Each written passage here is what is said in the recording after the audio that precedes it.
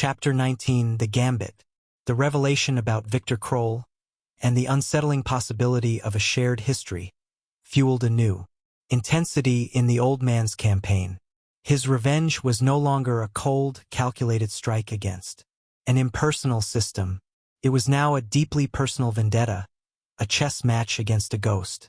From his past, a man who might have played a role in his downfall. He decided on a gambit, a risky maneuver designed to force Kroll's hand, to draw him out into the open. He would target ApexBet directly, not with subtle glitches, but with a series of aggressive, high-value bets that would be impossible to ignore. He would make himself visible, a direct challenge, knowing that Kroll would be forced to respond. "This is a dangerous play," Rami warned, his face pale as the old man outlined his plan. "They'll come after you with everything they have. They'll try to identify you, to trace your every move.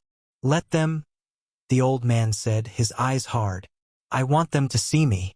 I want him to see me." The plan involved a complex web of simultaneous attacks across multiple sports and betting markets. He would use his most secure accounts, Orion and Phoenix, for the main thrust, while his decoy accounts would create a massive smokescreen of chaotic, seemingly random betting activity. The goal was to overwhelm ApexBet's Ghost Hunter protocol, to flood their system with so much noise that Kroll would be forced to focus all his resources on the primary threat, him. He spent weeks preparing, meticulously analyzing every detail. He studied Kroll's known chess strategies, looking for patterns of aggression, for weaknesses in his defense. He believed that Kroll, being a former attacker, would anticipate certain moves, and he planned to exploit those anticipations. The chosen day was a major international football tournament, a day when betting volume would be at its peak, providing the perfect cover for his audacious gambit. He and Rami worked in shifts, fueled by strong Turkish coffee and an almost manic focus. As the first matches kicked off, the old man unleashed his decoys. Hundreds of small, seemingly irrational bets flooded ApexBet's system.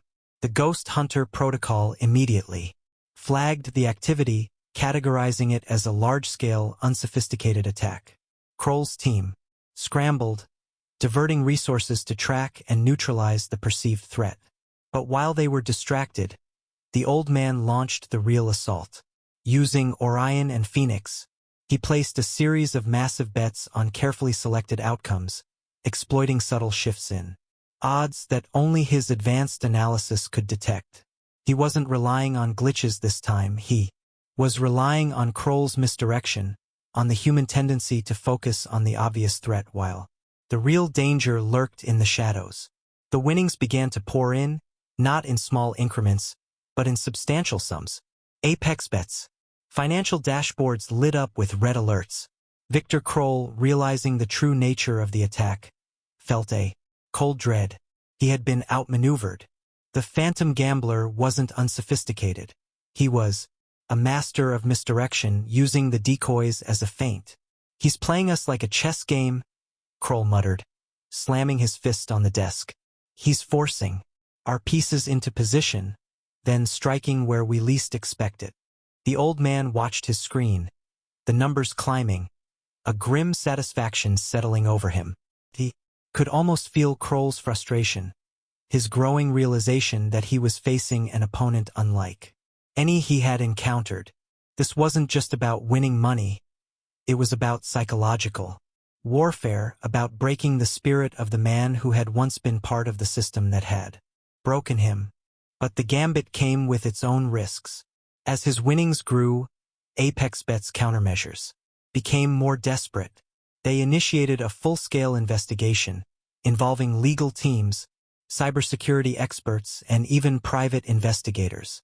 They began to cross-reference every piece of data, every IP address, every transaction, desperately searching for a link, vulnerability, a way to unmask the phantom gambler. He knew he was pushing his luck. The anonymity he had so carefully cultivated was now under severe threat. The digital walls were closing in. But he had chosen this path. He had made his move, and now he had to see it through. As the final whistle blew on the last match of his Gambit, the screen showed a staggering profit. He had achieved his financial goal, and more. But the victory felt hollow. He had provoked Kroll. Yes, but at what cost? The silence in the room, broken only by the hum of the laptop, felt heavy. With anticipation, the game was far from over. The real battle, he knew, was just beginning. And this time he wasn't just risking money. He was risking everything.